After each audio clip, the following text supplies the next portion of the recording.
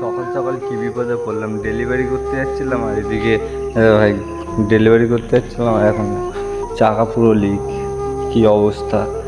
তো আমি কী করবো বুঝতে পারছি না, ঠিক আছে, মানে ওদিকেও যেতে পারছি না যে সামনে, এখন তো কোনো দোকানে খুলবে না, এখন প্রায় সবে 6টা বাজতে যায়, আর ব্যাকেও যেতে পারছি না, মানে আর কি ব্যাকে যতটা গেলে সময় লাগবে তো ততটা মানে পুরো বেকার চলে যাবে। তো ওই জন্য একটা বন্ধুকে ফোন করলাম, ঠিক আছে, আগের বারও আর একবার একই সেম ঘটনা ঘটেছিল, তো ওকে একবার ফোন করতে চলে এসেছিলো, ভাই ও সত্যি বন্ধু, আর ওকে ফোন করেছি, দেখা যাক ও কখন আসে।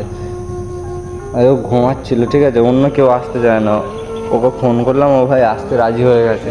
তো গাইস চলো আসুক, দেখা হচ্ছে।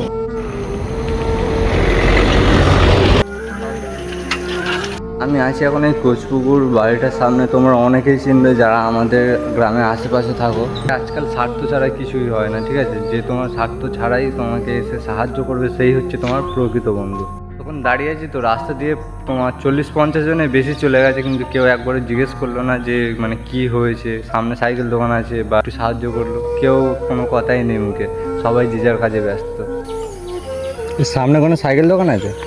সামনে গোবিন্দপুর ওইখানটা আছে, খুলবে এখন? খুলে গেছে।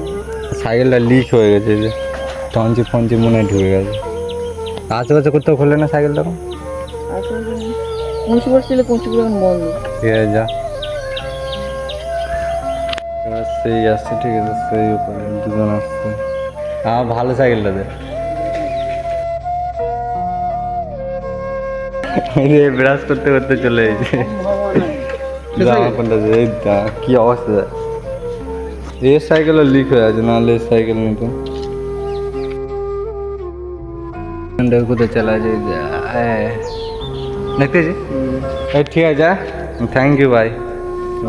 হ্যাঁ এটা আমারই সাইকেল, ঠিক আছে, মানে বাড়িতে ছিল, এটাকে অচল বলে ফেলে রেখে দিয়েছিলাম।